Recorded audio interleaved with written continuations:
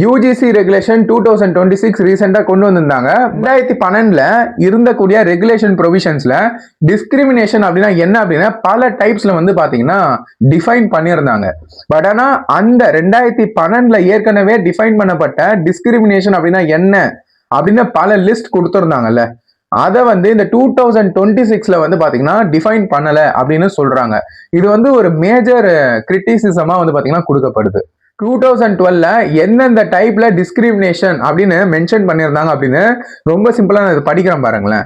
Breaching தி reservation policies இன் admission, அதாவது ஒரு நபர் வந்து காலேஜ் அட்மிஷன் வாங்கும் போது அவர் வந்து எஸ்சி கேண்டிடேட்டோ இல்ல எஸ்டி கேண்டிடேட்டோ, அதாவது ஷெட்யூல்டு காஸ்ட், ஷெட்யூல்டு ட்ரைப்ஸ் இல்ல ஓபிசி இருக்காங்க அப்படின்னா அவங்களுக்கு வந்து பாத்தீங்கன்னா ரிசர்வேஷன் வந்து பாத்தீங்கன்னா கொடுப்பாங்க. இன்னைக்கும் வந்து கொடுத்து தான் வந்து இருக்காங்க.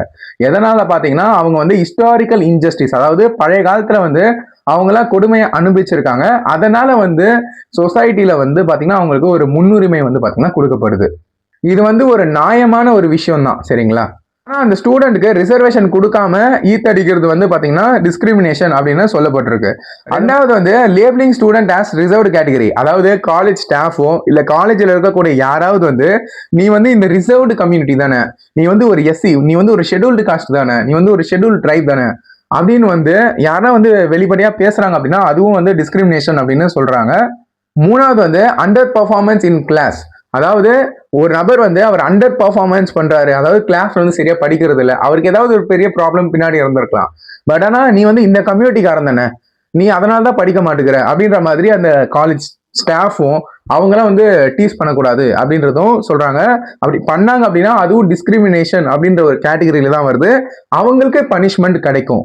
Separate seeds for the students, அதாவது வந்து கிளாஸ்ல வந்து பாத்தீங்கன்னா தனித்தனியா உட்கார வைக்கிறது, நீ வந்து இந்த ஜாதிக்காரன்டா நீ வந்து தனியா உட்காரு, நீ இந்த காஸ்ட்டை சேர்ந்தவன் நீ தனியா உட்காருன்னு அந்த மாதிரி இருந்தாலும் டிஸ்கிரிமினேஷன் தான்.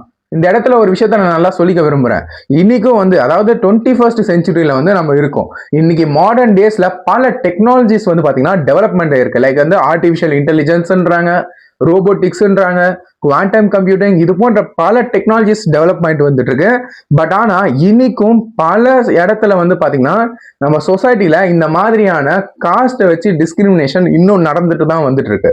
எவால்வேஷன் ஆஃப் எக்ஸாம் பேப்பர், அதாவது இந்த காஸ்ட்டை வச்சு வந்து பாத்தீங்கன்னா மார்க் போடுறது, இதெல்லாம் வந்து பாத்தீங்கன்னா டிஸ்கிரிமினேஷன் தான். அது மட்டும் இல்லாம ஸ்டூடெண்ட்ஸ் வந்து ஹாஸ்டல்ல தங்கி படிக்கும் போது சாப்பிடுற இடத்துல வந்து தனித்தனியா வந்து அவங்களை உட்கார வச்சு ட்ரீட் பண்றாங்க அப்படின்னாலும் டிஸ்கிரிமினேஷன் அப்படின்னு சொல்றாங்க.